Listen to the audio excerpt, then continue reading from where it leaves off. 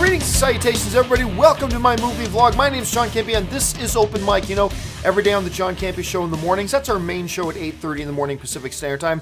We talk about all the movie news, and we save a few minutes for some live questions. But here on Open Mic, that's all we do. It's just all live questions for the entire show. And I'm still missing a tooth. Yeah, there we go. Yeah, I had a tooth broken in one of my classes a couple of years ago, put in a crown, and then the crown fell out the other day, and I'm going to get it actually all fixed and replaced. I went to the dentist the other day, but I got to come back for when their specialists in next week, so I'm going to be missing a tooth for an entire week. I hate it. It just makes talking feels funny doing it. But anyway, with all that out of the way, let's not waste any time. Let's go right to your guys' live questions as we just take them for the next 45 minutes or so, and we're going to get things started with Thunder Knight 19, who writes, the more properties / studios Disney owns, the less movies get made each year. This is bad for the film industry. Agree? Not necessarily, but in principle, I suppose. So there's different ways. Like if Comcast got Fox, the likelihood is they would just keep Fox together. And 21st Century Fox would continue to be a studio and just do its own thing, much like Comcast purchased Universal, but Universal just kept running. Like Universal's still a movie studio, and it just kept running, right? So there's that's probably what would happen with Fox. It would be fine. But I believe Disney has already indicated they would be disassembling it for parts, basically. And yeah, it's going to be going to be a detriment. I'm not going to say it's bad for the film industry. I think it's going to be a detriment. Let's use that phrase. It'll be a detriment to the film fan community. It won't necessarily be tragic. It's not necessarily a bad thing, but it would be, I think, a little bit of a detriment, especially to comic book movies, because you're going to get fewer comic book movies every year. More comic book movies are going to be the same. And look, I love the MCU movies, but they're all distinctly MCU movies, right? And that's part of what makes them great, but I like that we have other kinds of movies, too, in the comic book universe, and those are going to go away. So yeah, there's a lot of reasons why I have not wanted Disney to win this thing. I've wanted Comcast or somebody else to win. I think it's a bad thing. Yeah, I think, at least, let me rephrase, not use the word bad. I think it's a detriment. Now, everything will be fine one way or the other. If Comcast gets it, it'll be great. If Disney gets it, things will be fine. But I don't see any advantages. No, I don't see any upside to Disney getting these things. The only upside, pardon me, that I see is, you know, more programming for their streaming service. Okay, that's a good thing, but as far as the movie industry thing goes, I see it as a detriment. But again, not necessarily a tragic thing, not like, oh no, the sky is falling kind of thing. No. I'm not even going to say bad. I'll just say a detriment for there. All right.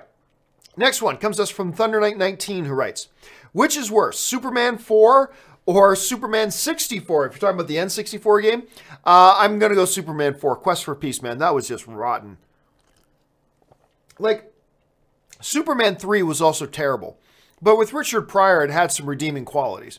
Superman 4, Quest for Peace, there's nothing redeemable about that thing, man. So I will go the worst is Superman 64, the worst is Superman 4, Quest for Peace. Let's see here. Next up comes us from Alexander Helmer, who writes, watch Superbad, loved it, especially McLovin. Yeah, McLovin was great. I mean, he was so good in that movie, McLovin kind of became a thing. Like, more people knew the word McLovin than knew Superbad.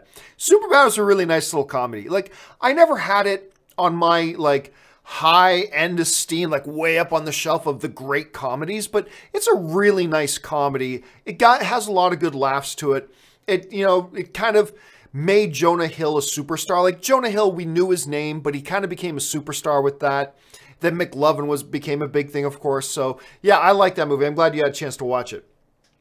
Okay, Ben Rayner writes, I know film is subjective, but how was Kangaroo Jack made? Does anyone like it? I want to shake the hand of the person who that was a good idea, or probably who thought that was a good idea. Hey, look, every movie that ends up being a bad movie looks or gets pitched in such a way that it could be a good movie. And you may think it's the easiest thing in the world to look at a script and instantly know, oh, this would be a good movie or this would be a bad movie. It's not.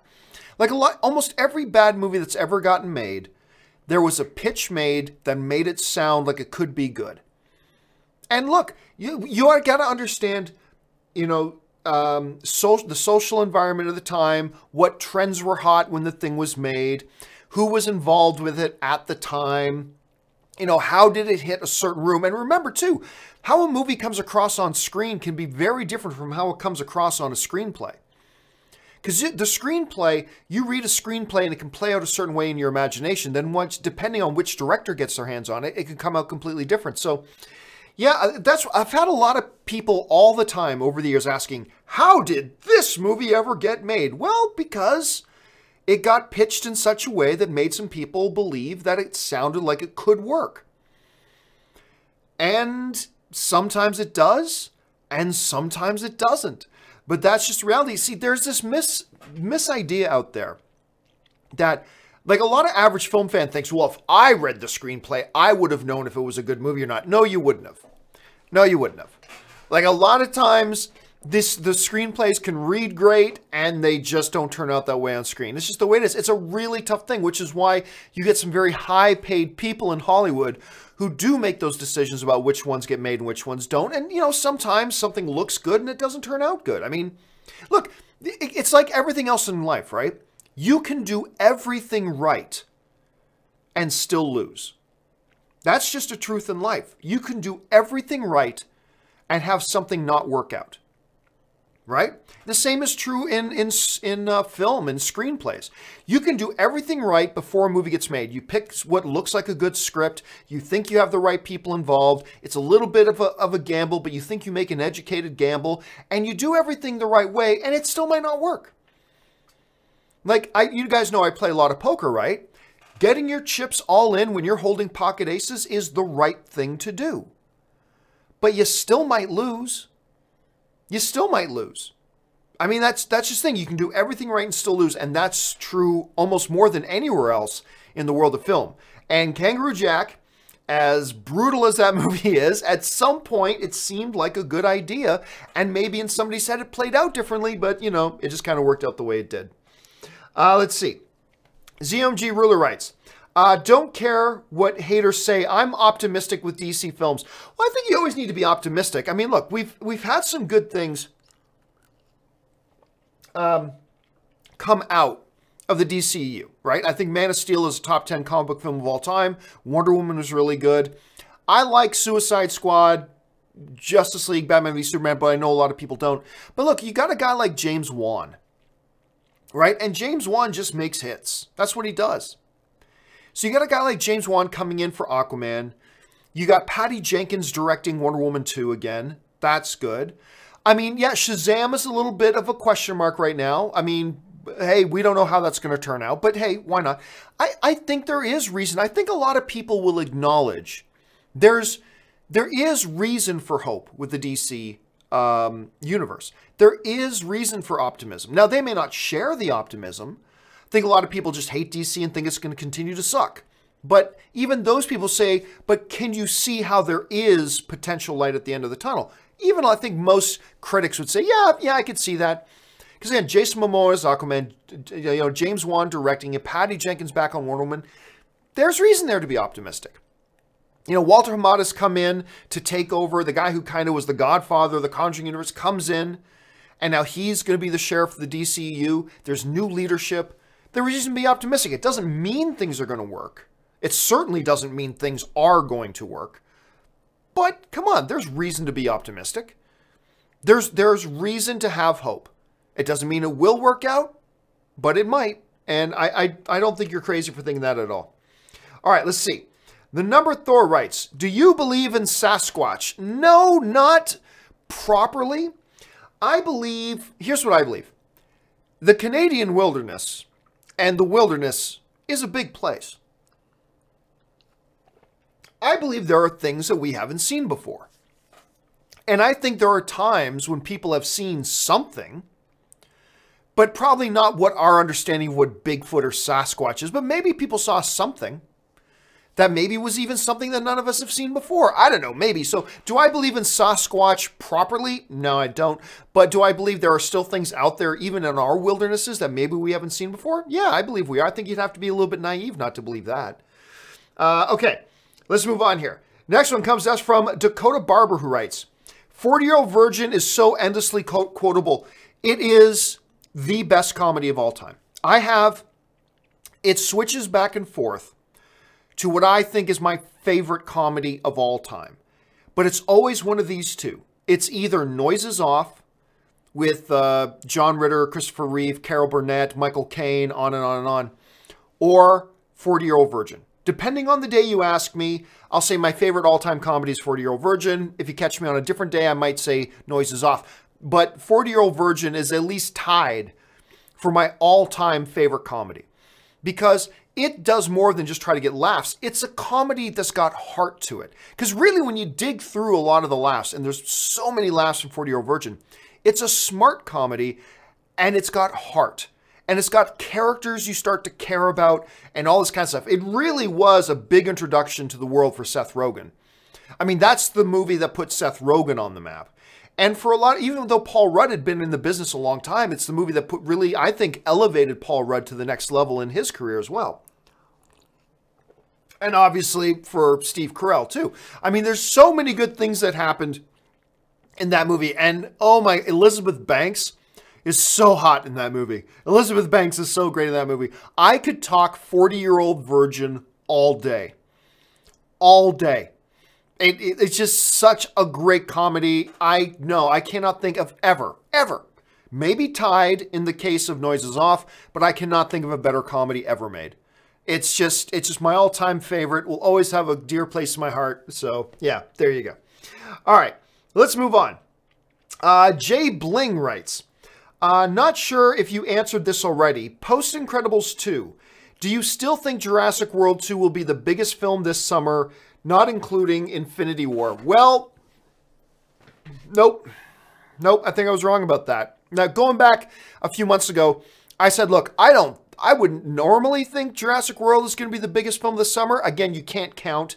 We're not counting Avengers Infinity War because it opened in April, which technically is not summer, so whatever. But I said, I don't really feel like saying Jurassic World, but I doubted Jurassic World the last time a new one came out, and it blew the doors off. So I said, I'm going to go Jurassic World will be the biggest film of the summer. And I think with the opening that Incredibles 2 had, I think that puts that to rest. I think it puts that to rest. Incredibles 2 is going to be the biggest film of the summer. It is not going to be Jurassic World Fallen Kingdom. Jurassic World Fallen Kingdom, they're saying right now, they're still saying it looks solidly. It's going to open around 125 million, which is great. It'll be a great opening. It's kicking ass overseas. Because remember, it's already opened in a lot of international markets. And it's just doing its outstanding in a lot of markets. And it's a good little movie. I don't think it's great, but I think it's the best Jurassic Park film we've had since the first Jurassic Park. Doesn't come anywhere near to the magic of the first Jurassic Park, but I honestly think, and maybe that's not saying much, but I honestly think that this new Jurassic World movie is probably the best Jurassic Park movie we've had since the first Jurassic Park. So it's a nice, fun little movie. It's certainly not great by any stretch of the imagination, but it's a fun little movie. And it's got all that name recognition. You got giant dinosaurs. It's going to do well, but nope, I think I was wrong. I think Incredibles 2 is going to end up being the #1 film of the summer. Again, understanding that we can't count Infinity War because it technically did not open in summer. All right, let's move on here. Donaldo Martinez writes, with Disney doing quite a few remakes, I'm hoping someday we will get a new Swiss Family Robinson. I don't know that we'll get another Swiss Family Robinson. That's a name that has pretty much disappeared from the zeitgeist. I mean, really, it's pretty much gone. What I can see happening, though, is a different movie that's clearly influenced by, like a Swiss Family Robinson-esque kind of thing. Now, in many ways, you could say that Lost in Space is a Swiss Family Robinson movie. I mean, right? I mean, basically it is. So Could we see other kind of incarnations like that? Yeah, I think so. Do I think we'll actually get a Swiss Family Robinson? I don't think so. I don't know that it would be a bad idea, but I just don't think it's actually going to happen. Donaldo Martinez writes, thoughts on The Last Samurai with Ken Watanabe and Tom Cruise? Love it. I love The Last Samurai. I think it's great. Didn't love the ending. Like the last part of the third act. Wasn't a huge fan of the way they kind of worked that all out, but it's a character-driven movie. It's an environment-driven movie. I thought it was great. It's one of my favorite Tom Cruise films. I quite enjoy it a lot. And it introduced a lot of the world to Ken Watanabe. Now everybody loves Ken Watanabe, but that was really a lot of the North American audience's big introduction to him. And he's a killer in it. And yeah, really solid movie. I like it quite a bit. All right. Next up, we've got Kevin Brown who writes, can we openly talk about Infinity War yet? Geez, nope. Can't openly talk about Infinity War until after it's been out on home video for a month or two. We just got to be fair. We got to be fair to people. I mean, that's just it. We have to be fair. So my rule about openly talking about certain movies is once it comes out on home video and has been out and available on home video for about a month or two, then it's open fair game. So we've still got a little while to wait for on Infinity War. Let's see here. Thunder Knight 19 writes, thoughts on Robert Zemeckis, the remake of The Witches. I love the original, and while I would be fine with the remake, I hope it's not going to be in his creepy animation style. I've heard very little to nothing about it, to be honest with you. Let me just pull something up here.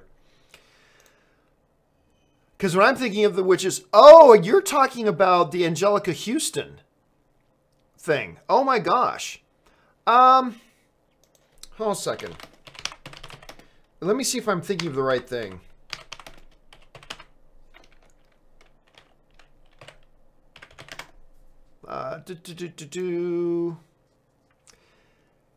Oh yeah. This is the thing. So Robert Zemeckis to direct the Witches adaptation. Yep. I don't know. Like, he's working on another film right now. I was just talking about a film yesterday, about a new Robert Zemeckis film, another one that he's working on. And I'm drawing a complete blank on this other thing he's doing. Look, first of all, look, I like Robert Zemeckis very much. If he wants to do anything, that's fine. His animation style works fine for me too. Like, for instance, he did that weird animation one of Beowulf. I really liked it. I liked Beowulf a lot, and it was done in his creepy animation style, but it works. It's getting better every year.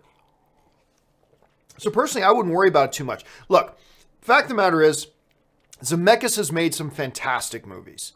He's a very good storyteller. Not everything he touches turns to gold, obviously, but he's a very, very good storyteller. So just generally speaking, my starting position, if I hear Robert Zemeckis is doing anything, my starting assumption is he will do it well. That's just a starting, I think he's earned that. He's earned this starting assumption that whatever material he takes on, he will do well. And with that starting assumption, I don't see why not. Roald Dahl's The Witches I don't think is any kind of exception to that. So yeah, I would have some hope for it, but I'm also going to say this. Welcome to Marwyn. I think, yes, that's the Zemeckis one I was just thinking. Welcome to Marwyn. Yes. Okay. So that's what I was thinking about too. Yes, which also looks really good. So yeah, I'm all for it. Whatever he does, I'm all for. All right. Paul writes, your argument about the Star Wars stories is wrong. Well, first of all, no, it's not. So correct yourself. My Star Wars argument is not wrong. Is wrong because in every Star Wars story, we are introduced to new characters and new planets. That doesn't make it small. Okay. First of all, my argument is right. Film is subjective. Whether you like the argument or not is up to you. That's subjective. But my argument is not wrong. My argument is right. The more movies you make and you focus on the same characters we already know, you shrink the universe. You can do elements that kind of expand our understanding of it a bit, but ultimately you're shrinking the universe. Look, it's the best analogy for it is the small town analogy, right? If you live in a big city and you go out, like I've lived in big cities like in Toronto, right? I can go out 40 different days and never bump into somebody I know. In a city like Toronto or in a city like Los Angeles, I can go out like 30 days straight and never bump into a single person I know. Why? Because it's a big, massive city. It's a big place. However, you live in a little bumpkin town that's like population 105 people. Every time you step out that door, you're probably going to bump into somebody you know. That's the small town. And the more people you bump into you know, that's the better indicator that the smaller and smaller that city is. It's the same thing with the movie universe. The Star Wars universe should be this massive, vast, spanning hundreds of thousands of light years and thousands and tens of thousands of years. The Star Wars universe is this big, massive, huge, untapped potential playground. Yet, every time we step out the door, we're bumping into somebody we know. Small, small town. And every time you bump into somebody you know, your town gets shrinker, smaller, smaller. Even Rogue One, right? Even Rogue One.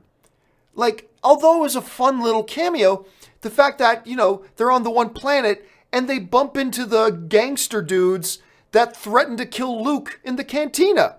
I have the death sentence in 12 systems. You know, you bump into that guy. Small, small, small little towns. See, instead of treating Star Wars like a big, vast universe, like a New York City, they treat it like, you know, East Bumbleton, population 25. That every time you step out that door, every time you step into the Star Wars universe, oh, look, we just bumped into Luke again. Oh, look, we just bumped into Boba Fett again. Oh, look, we just bumped into Han again. Bump. Oh, look, we just bumped into Jabba again. Bump. Oh, look, we just run into Obi-Wan again. And bump, bump, bump, bump. And the more you bump into people you know, the more and more you realize your town is shrinking and shrinking and shrinking and shrinking. Star Wars is a vast universe of millions of light years, tens of thousands of years, and yet, for whatever reason, Lucasfilm continues to insist on making a small little bumblekin town where you're going to bump into 18 people you know every time you step into town. So no, I'm sorry, my argument is not wrong. Now, you can have a different opinion as to whether that's a good thing or a bad thing. That's all subjective. But it is objectively true. Every time we do these Star Wars movies, we are constantly running into people we already know. That is truth. That's objective. That's measurable. That's verifiable. It's absolutely the truth. So, I mean, it is what it is. So no, I'm sorry, Paul. My argument is not wrong. You can have a different opinion as to whether, you know, the basis of my argument is a good thing or a bad thing. We can have differences of opinion over that. But make no mistake, my argument is 100% correct. Every time we step through those doors and step into the Star Wars universe, we're bumping into people we know, further just exaggerating the fact that this is a small, little, tiny town instead of a vast imagination expanding kind of playground. Because if they were treating it like a vast imagination expanding playground, we wouldn't bump into people we knew every single time we walk into that world. But we do. Shrink, shrink, shrink, shrink. So it is what it is. And it's one of the reasons why I would like to see, and again, now it's up to your opinion as to whether you think that's a good or a bad thing. I think it's a bad thing. I think they should be expanding it. Maybe you think it's a good thing because it's keeping us with what we know. And that's fine if that's your opinion. But my argument is completely true. Kevin Brown writes, what makes Fox so valuable? Does Disney really think that X-Men and the rest of the properties are going to make back $70 billion they are buying for it? Well, here we go, Kevin. This is the thing. I've been saying this a few times. Make no mistake about it. As much as a lot of people in our little circles here, we think of this Fox-Disney deal, we think X-Men, understandably. But believe me when I tell you, the X-Men stuff is not only not the number one on the priority list in this deal, it's not even in the top 15 in priority in this deal. It might be in the top 20 of importance, but it is an insignificant compared to the bigger issues at play here. The X-Men, honestly, are an afterthought. They're an afterthought in all of this. When you go through the list of all, just do a quick Google search. assets Fox is selling, right? And you look through this huge, vast empire of things that they're selling and what's going along with it. And the key things that are really important to Disney in getting this thing, and believe me, X-Men ain't one of them. They really don't care that much about the X-Men. I mean, sure, they care, but compared to all the main reasons they're going after Fox, X-Men, that kind of stuff, all very low on the priority list. And no, you'll never make, I mean, if it was up to X-Men and Deadpool, you could make X-Men and Deadpool and Fantastic Four movies for the next 100 years. You're never going to get back $70 billion. No, it's a lot of other things. So, and honestly, once they started getting into the $70 billion range, like a lot of analysts are saying they're now offering more than this thing's worth. Like, we're now in the territory that I think even if Comcast doesn't outbid Fox again, which some analysts are saying they will, but even if they don't, we're now in a situation where both Fox and if Comcast wins, Comcast are spending too much. They're spending more than what this thing is worth. I mean, Time Warner got sold to AT&T for $85 billion, and Time Warner is worth a lot more than Fox. So at least the assets that Fox is selling. So I honestly, now it's just a dick measuring contest. Now it's just Bob Iger and the CEO of Comcast, who apparently hate each other's gusts. They're just doing a dick measuring contest at this point. So yeah, it's really not worth that much. But anyway, hey, we'll see what happens with that. Alexander Helmer writes, did Anne like Jack Jack more than the Porgs? No, Jack Jack's not even her favorite part of Incredibles. Anne's absolute favorite part of the Incredibles 1 and 2 is Edna. Anne just, I don't know if Anne loves it because Anne is short too or whatever, but everything that Edna Mode says on screen, Anne laughs her head off. I mean, just laughs her fool little Filipino head off. Just Edna Mode is the best thing in the world to Anne. And now, did she like Edna more than the Porgs? I'm going to guess not. Like, Anne has like 25 different things, like from shoes to pants to jackets to pens to notebooks to stuffed toys. She's got like 25 different things adorned with Porgs. So I'm going to go that Porgs are probably still higher on her priority list. I'll ask her the question, though. I'll ask her, hey, if you had a choice, Porgs or Edna Mode, which one do you take? I'm guessing she'll go Porgs, but we'll have to wait and see. Okay, let's go on to now Jordan Miller. And Jordan Miller writes, I watched I Love You, Man. Oh my God, I love that movie. Slap at the bass. Anyway, I watched I Love You, Man the other night, and holy crap, it's still so funny. One of Anne's favorites writes, everything you got. Everything you got. Anne loves, other than, well, everybody knows Big is Anne's all-time favorite movie. I have to say, you know how I was talking about how 40-Year-Old Virgin, by far my favorite comedy? If you asked Anne her favorite straight-up comedy, I believe Anne would say that I Love You, Man is her all-time favorite comedy. That's her all-time favorite comedy is I Love You, Man. It's so funny. And I, like, even in my circle of friends, I can't believe how many people have never watched it. With Paul Rudd and Jason Seagal. It is so freaking funny. It's a, and John Favreau's in it too. John Favreau's really great in it as well. Such a funny movie. And like I said, even my friends, a lot of my cinephile friends have never watched I Love You, Man. Oh my gosh. You know what? I should maybe make that my next movies to watch. Because you know how I started my little series movies to watch, and I just did my first one on Dirty Rotten Scoundrels. My next one should probably be I Love You, Man. It's just ridiculously funny. It's not in my top 10, but I Love You, Man might be in my top 20. Might be in my top 20 all-time favorite comedies, but it's definitely Anne's number one. And you're right, it's absolutely ridiculously funny. Let's see. And again, like 40-Year-Old Virgin, it's got heart to it as well. So, and I think there's issues in it that the Paul Rudd character is facing that I think a lot of us as men can identify with as well. You know, in an increasingly digital age, it is tough to maintain. And look, I'll be honest with you, this is just me bearing my heart here. One of the things I struggle with living in, you know, the United States is that You know, I generally don't like people.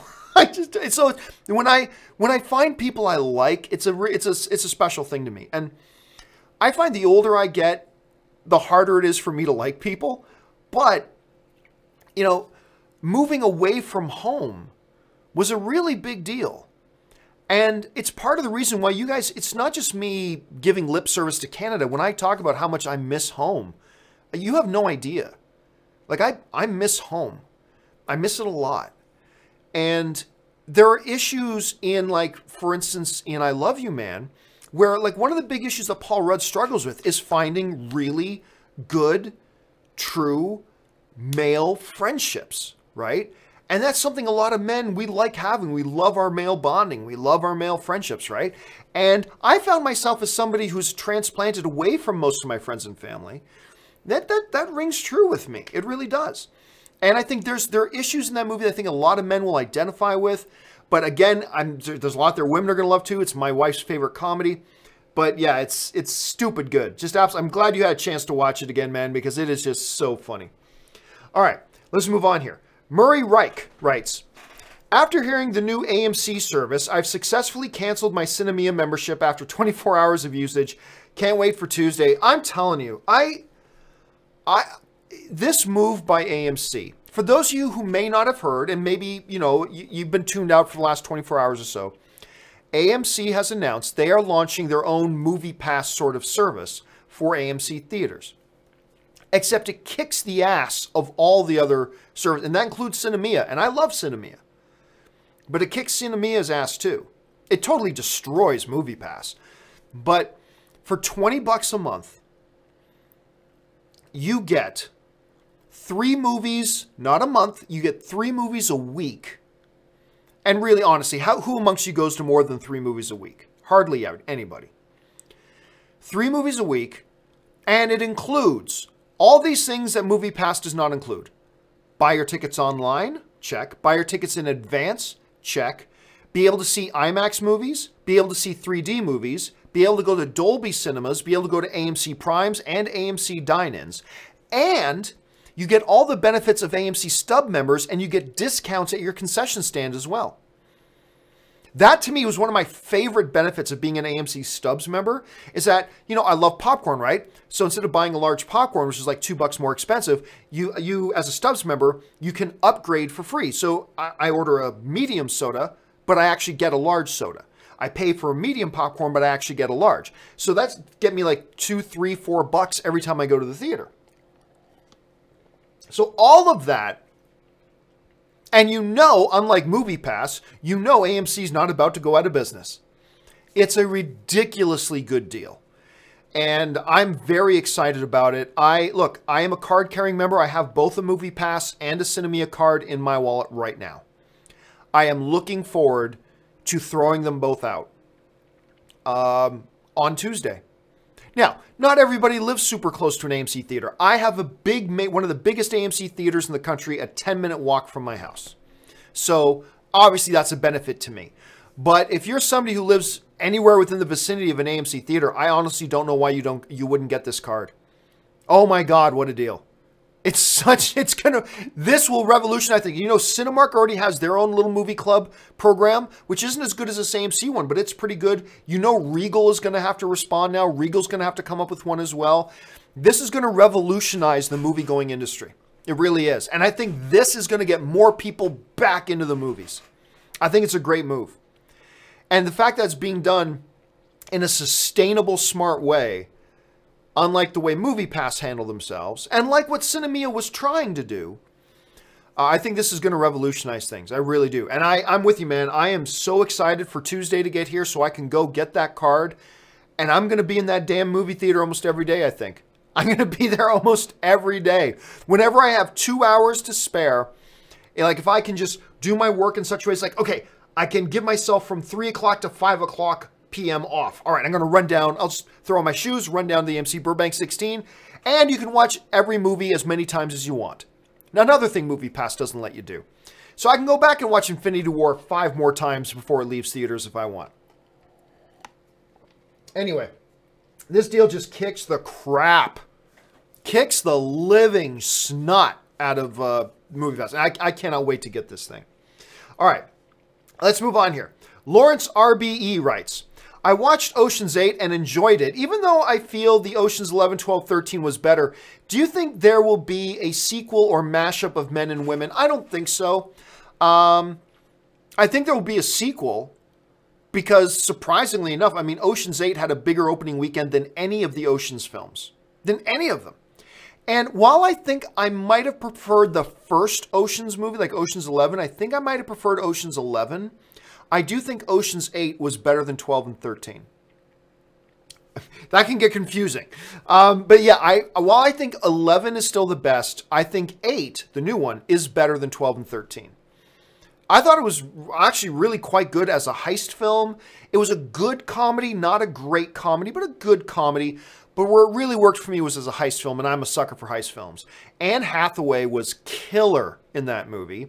Bullock and Cate Blanchett, they're Bullock and Cate Blanchett. Obviously, they're solid. It was quite enjoyable. I enjoyed the film, and I'm glad you did too. But no, I don't think we're going to see a mashup.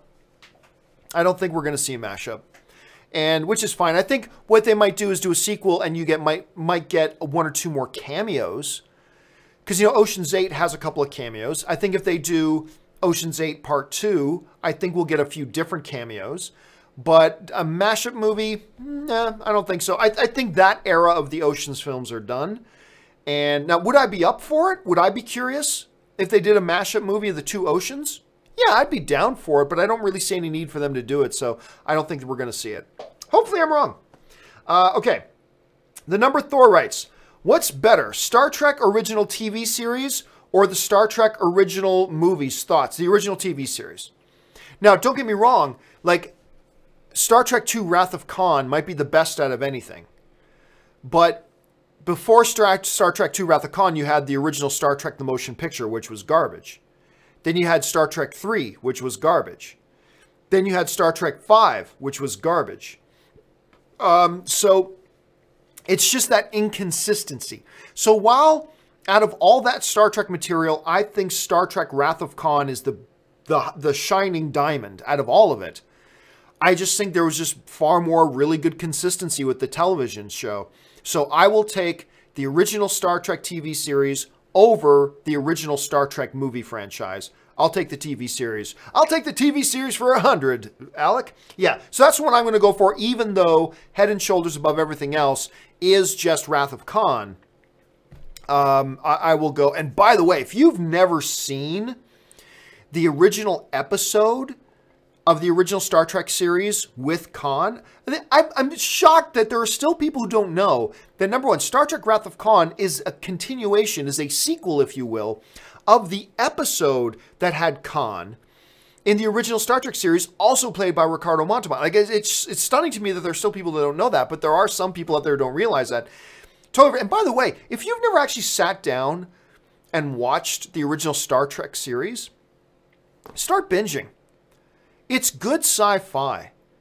And it was this was a TV series that from like sci-fi, conceptualizations of sci-fi to pushing social boundaries and barriers. Like Star Trek, the original TV series, was the very first show to have a white man and a black woman kiss each other.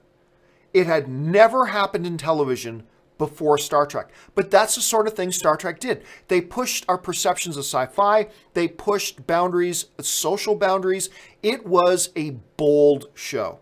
No pun intended. I had to boldly go. No pun intended. But yeah, if you've never watched the original Star Trek series, I really highly encourage you. Find a way to just binge it, and I think you'll get hooked on it. I really do. Jordan Miller writes, I would like to recommend Bojack Horseman. I've had a number of people recommending that show to me, actually. I would like to recommend Bojack Horseman to you and your fellow movie lovers watching. It's meta humor at its best, and it's super bingeable. You know what? I have never gotten around to watching. Actually, you know my friend Kaori? You know Kaori Takei. I've had her on a number of my programs.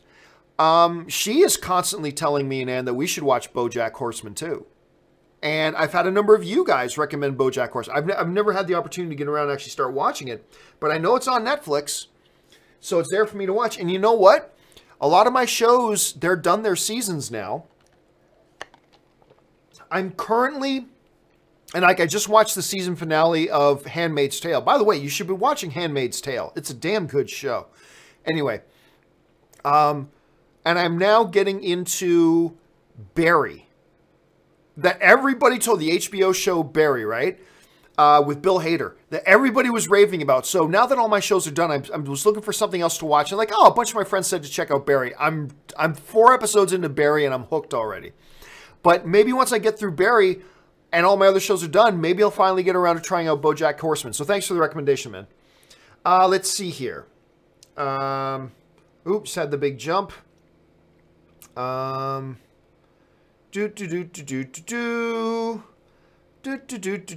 here we go. Dakota Barber writes, MoviePass response to AMC is so childish. Oh my God. I ranted about this on yesterday's open mic, so I won't rant about it again. But so get this. This was the tweet response, the Twitter response from MoviePass to AMC announcing the service is a perfect nutshell encapsulating everything that is stupid about MoviePass and just how stupid their leadership are.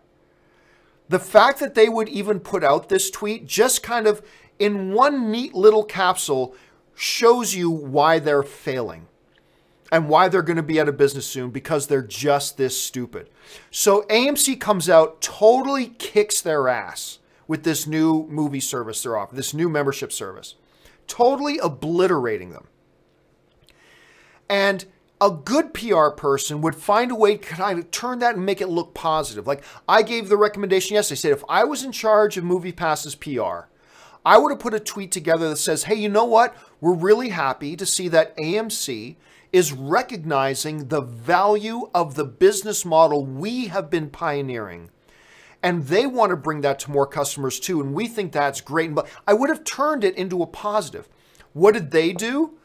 Oh my gosh, AMC, thanks for making us look good. What are you, 4 years old?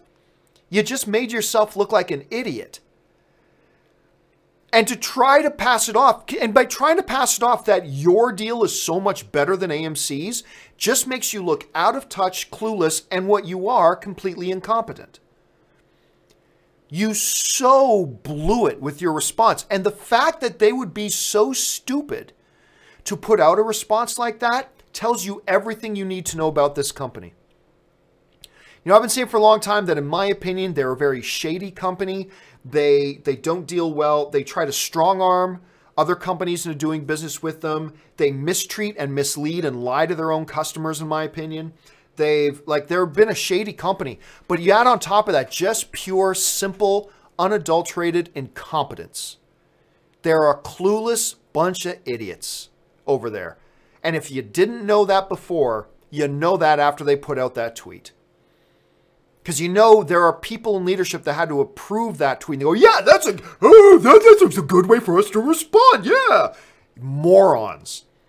If you have any common sense, get as far away from MoviePass as you possibly can. That's just my opinion. Do what you want to do. But I would say as far away from that company as I possibly could. If for no other reason, they've just exhibited they have no common sense and they're completely incompetent. So anyway, yeah, it was just absolutely ridiculous. Let's see.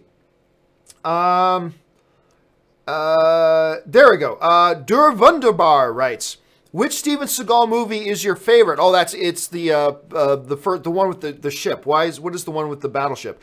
It's Die Hard on a boat. Why am I forgetting the name? The one he... Oh my gosh, what is the name of the you guys in the chat board? What's the name of the one, the first main one he did where he's on the battleship? Come on, give it to me. Come on, come on guys, give it to me. Because don't make me look it up on IMDb. The main one with the battleship. There's like a 30-second delay between myself and everybody up. Under Siege, thank you. Who was the first one to get to me? Sully1274, thank you so much. I appreciate that. Yes, Under Siege. Under Siege is still my favorite one. To be honest, not many others of his are any good. Under Siege, or as I call it, Die Hard on the Water, is probably by far my favorite one of his. It still is, and nothing he ever did after that was ever able to come close to recapturing what they were able to capture in that first one. But I'm going to go with Under Siege. Okay, Jordan Miller writes, while at the same time, you're still talking about Bojack Horseman. While at the same time, it's the most realistic look on depression I've ever seen. It's actually my favorite show on right now, a must watch. And the very fact that you have your avatar is Bojack Horseman, I'm not surprised to find out that it's your favorite show. But yeah, that's, like I said, I've had a lot of people telling me very good things about it. I didn't know about the depression angle, so that makes it more intriguing to me, so I'll have to check that out. So, yep, coming up, probably once I get through Barry, I will be starting to check out Bojack Horseman. All right. Adamus95 writes, I'm a huge Dragon Ball fan, and Dragon Ball Evolution is my worst movie of all time. What's the worst movie, in your opinion, you've ever seen? Well, I've always said, I mean, Dragon Ball Evolution isn't great, obviously, even though one of Anne's friends is in that movie. But it pales. I mean, Dragon Ball Evolution should be winning Academy Awards compared to the Unholy Trinity. I talk about the Unholy Trinity of all time. The three ultimate worst big Hollywood wide release films of all time. And they are, in no particular order, Highlander 2, Catwoman, and Battlefield Earth. Dragon Ball Evolution deserves to win every Academy Award in the book compared to those three movies.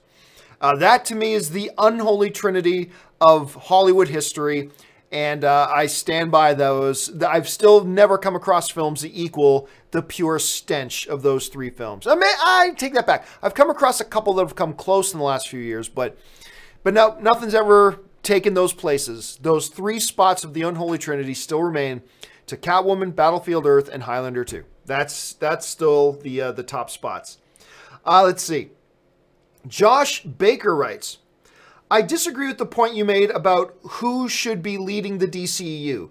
To me, it still makes more sense to build around Superman the proper way. That's fine. I mean, look, that's all subjective. I think what is true, I think you will agree with this, what is true is that the most valuable property they have out of all those is Batman. I think we'll agree on that, right? Because, you know, just look at the Dark Knight trilogy versus what Man of Steel did. Even though Man of Steel is my personal favorite out of all the DCU films and all the DC films, period. Well, maybe not as much as the original Dark Knight, but still. I'll take Man of Steel over Batman Begins and The Dark Knight Rises. I know a lot of people are looking at me crazy right now, but I would. Yes, The Dark Knight is still better than Man of Steel. Yes, I agree with that. I'm with you on that. But I think Man of Steel is better than the other two. Anyway, I think what we can agree on is that clearly Batman is the most valuable IP they have, right? So my whole thing is based around, look, Batman is by far their most popular character. And that's the basis of my belief that you build it around Batman. And you spread it, you start with your cornerstone being your strongest piece. And to me, Batman, the Batman character is their strongest piece. And now you build around that. And you build out from that.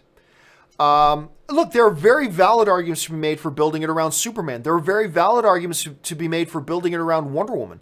I mean, any one of the holy trinity of the DC universe, Batman, Superman, Wonder Woman, there's no wrong answer there for sure. To me, though, understanding that Batman is the most valuable piece they have, then that's what you build around. You build around your cornerstone. And to me, Batman's the cornerstone. And if you have a different opinion on that, that's totally fine. Like, I'm sure you'll find a lot of people who probably agree with you on that. Absolutely. I just happen to think because Batman's their strongest, most valuable piece, that's the one you build around. But that's just the way I'm seeing it at this point. Let's see. Hector Jeter writes, the tweets from MoviePass and Gotti have me dying. Yeah, I mean, if you guys didn't hear about this, this is another underhanded thing about MoviePass. Right? I'm not going to go into it in depth because I talked about it the other day. But so MoviePass is one of the companies behind Gotti. And MoviePass puts out this tweet that says, the critics have put out a hit job on Gotti, but the fans love it. And you go to Rotten Tomatoes, it's like the fan audience is 71%. And you're like, how is the fan ratings on Gotti? And I'm just curious what it's at right now. Hold on, let me look it up. Gotti, Rotten Tomatoes. Right now, the audience rating right now on Gotti, it was 71% of the time. It's dropped down to 63%. Here's the thing, because I'm like, how does it have a 71%? Like, I haven't seen it myself, but everybody I've talked to said that has seen it said that movie is pure ass. Pure ass, right? Well, then what happened was, and this is a great example why you should never pay attention to Rotten Tomatoes audience ratings. Somebody went and did the research on it and said, look, I looked up the first 54 reviews, audience reviews, right? 49 of them, it was close to 49. I can't remember the exact number, but it was around the neighborhood of 49 of them are just profiles that got made this week. And almost all, out of those 49, almost all of them have only reviewed Gotti.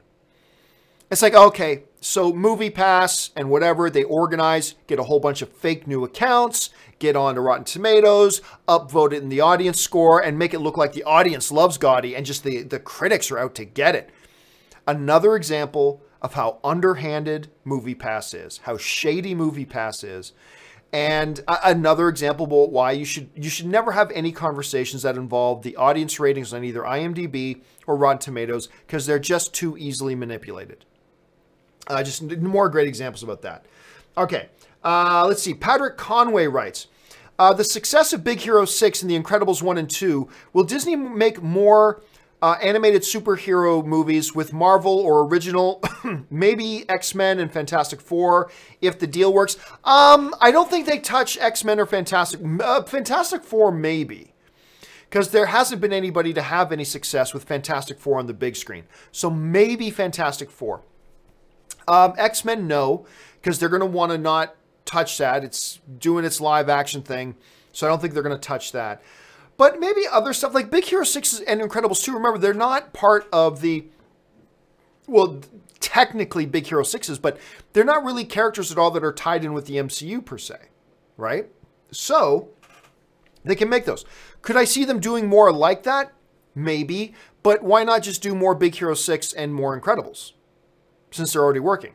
So it's possible. I don't see them touching X-Men, though. Even if Disney ends up getting Fox, I don't see them touching X-Men in animated form on the big screen. I see them doing live action X-Men and not wanting to, and I think they'll be a little bit protective of that IP and not do any animated films. D. Patience writes, homesick, so sending a thanks. Oh, thank you. Well, you're homesick. Where are you traveling right now, D? Just hop in the chat board. Let people know where you are right now. But thank you for checking in with us.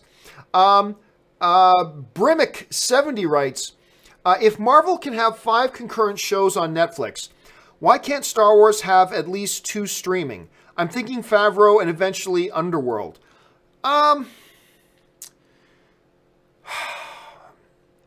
It's not like they're the same thing, though. Like, it's not like you're comparing apples to apples. Like, you're comparing apples to spaceships in many ways here. I don't think Star Wars is ever meant, as an IP, is ever meant to be like something that's being told, stories being told on 40 different fronts. Now, on the one hand, it does give you opportunity to expand the universe, and that's what I'm always screaming about. So maybe there's that, but I just don't see it. Like, with Marvel, you have established characters. You have a pantheon of hundreds of established characters that at least all have some social recognition. Whether it's, you know, Daredevil. Not everybody knows who Daredevil is, but a lot of people have heard of Daredevil. Or Luke Cage, or Punisher, or things like that, right? So there are all these hundreds of IPs out there that have, at least to a degree, some degree of recognition amongst the public, and you can build things around. Star Wars is not the case. So I don't know that you can just equate the two like that.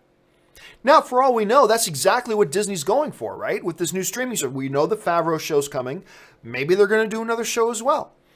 So, and maybe they'll have 3 shows. I mean, for all we know at this point, I think we're going to have to wait and see. It's certainly possible, but I don't think it's, like I said, Brimmick, I don't see it as an even comparison.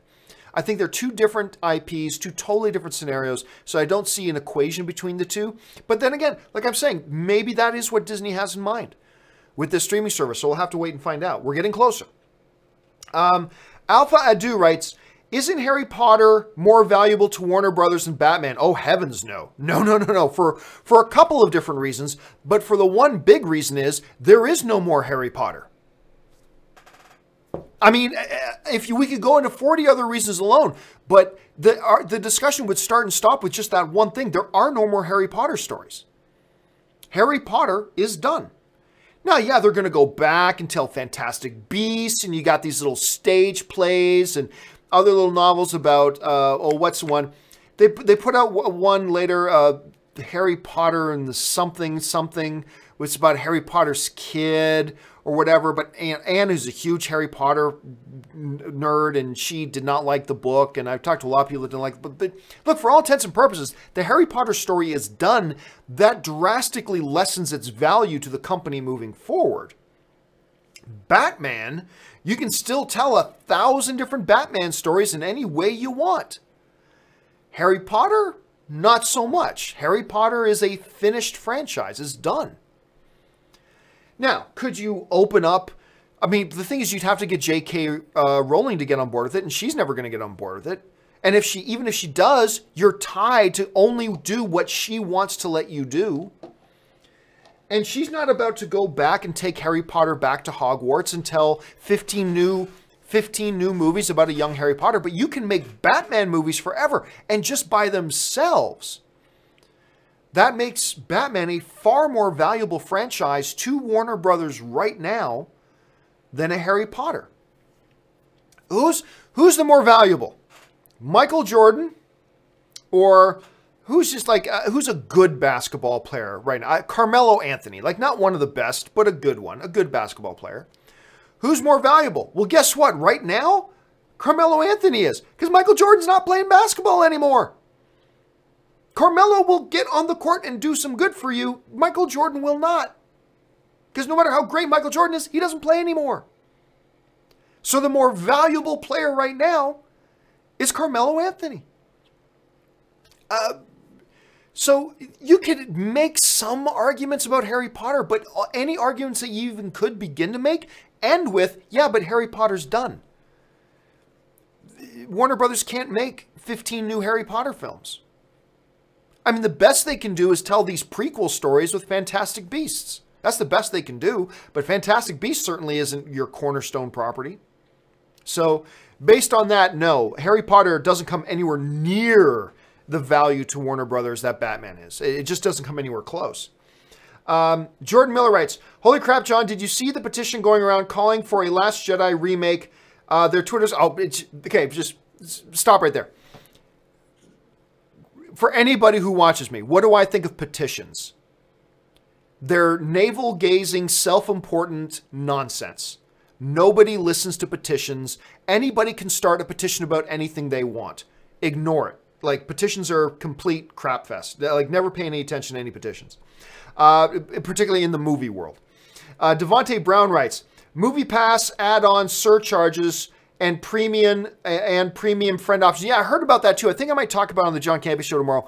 MoviePass is introducing now this thing where if you want to go see let's say you want to go see Incredibles opening weekend and you want to use your MoviePass card to see it, MoviePass is now going to charge you extra to go see a big movie at a premium time. So yet another death bell for MoviePass that's coming. We'll talk about it a little bit. I just don't want to go a lot into it right now, Devontae, just because I'm planning on talking about it a bit on tomorrow morning show, so I want to save a little bit for that.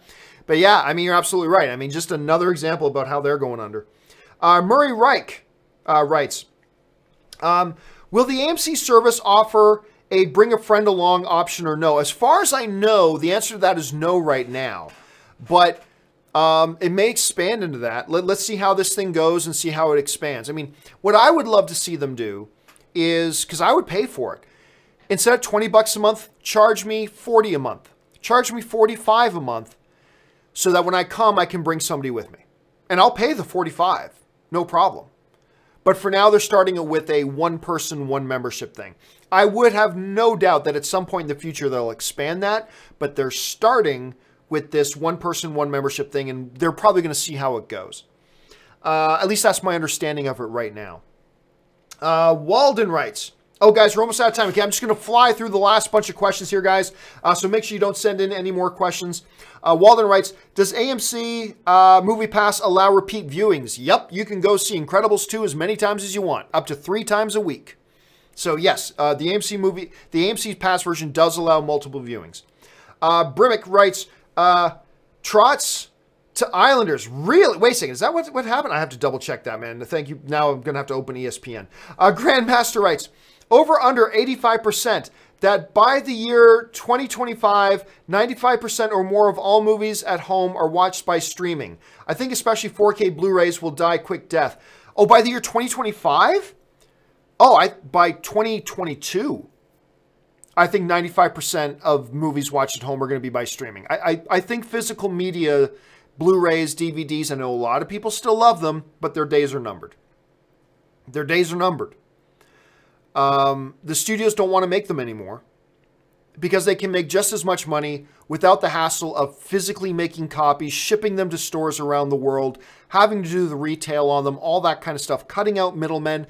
The days of physical media are numbered. It's only a matter of now how many more years until it's completely gone. I'll say by 2022, we're going to have 95% of home viewing is going to be by streaming by 2022. Let's see.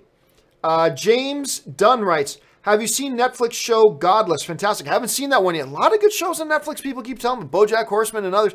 No, haven't seen that one. I'll be honest with you. I don't even think I know which one that is. Key John 66666 writes, hey John, please watch Cloak and Dagger. Great show. I am watching. I've watched the first 3 episodes. Let me say this. I was impressed with the first 2 episodes. Episode 3 was boring. And it's kind of made... Episode 3 made me lessen my view of the first 2 episodes. This show needs to pick up pretty quick. We're 3 episodes in and I feel like nothing's happened yet. That's not good. So I enjoyed the first 2 episodes. The 3rd episode I felt like was a total waste of my time. I'm going to watch the 4th episode. I'm just going to say that the 4th episode better get me rehooked or I'm going to abandon the show pretty quick. So like I said, I watched the first 2 episodes. I like the first 2 episodes. I think they slow burn, but I think in my review, the first 2 episodes, like, now in episode 3, they need to do this now in episode 3, and they didn't. And I'm like, okay, I'm now starting to feel like this is a very slow show. Like the 3rd episode tainted my view of the first 2 episodes. So I'm like, you better do something to get me back on board in the 4th episode, or I might be ditching the show. We'll have to wait and see. Luna Comics writes, just saw Batman Ninja. Thought it was interesting and entertaining, but it gets a little too crazy at times. 6 out of 10. Yeah, it gets such a good premise. Batman Ninja. Such a good premise. And then it just goes, no pun intended, batshit crazy. It just gets, not just crazy, it gets stupid. Every supervillain has these giant mecha battle bots in feudal Japan. I'm like, oh, come on, this is just, and it just gets stupid. And it completely lost me, and yeah, I didn't enjoy it. And it's really such a shame, because you're right, it's such a cool and interesting premise that it could have been awesome. Instead, it just got flat out dumb, and I didn't like it. Let's see here. Okay, I'm not going to get through all of these. Clearly, they're more than I thought. Last question I'll take, guys, and then all the rest of them I'll address on tomorrow's companion video. Justin Walker writes, hey, John, who do you think will take the box office next year? Captain Marvel or Wonder Woman 84? I'm going to go Wonder Woman 1984 right now. Captain Marvel's a brand new character that a lot of people have never heard of. Wonder Woman is a generations beloved character that had a good first movie already, so it's going to be building on that success. So I'm going to go... Now, which movie will be better? I don't know. I don't know which movie will be better, but out of the 2 of them... And by the way, I don't think either of those films win the box office next year, but out of the 2 of them, right now I'll say Wonder Woman 84. That'll be my guess right now. Okay, guys, that will do it for today's installment of Open Mic. Once again, for all of you who sent in live questions that I didn't have time to get around to, don't you worry. They're going to be on tomorrow morning's companion video. So yeah, that'll do it for me for now, guys. Come on back a little bit later, probably around 5:30, 6 o'clock, I'm going to be playing a little bit. If you guys are interested in hanging out with me as I play some Warcraft and just openly chat about movies while I'm playing Warcraft, come on back for my play and chat. Some time between 5:30 and 6, probably closer to 6, I'll be on doing that. Otherwise, I will see you guys tomorrow morning at 8:30 Pacific Standard Time for the John Campea Show, our big main movie news show. That's our main show around here, of course. That'll do it for me, guys. Thanks a lot for being here. My name's John Campea, and until the next video, bye-bye.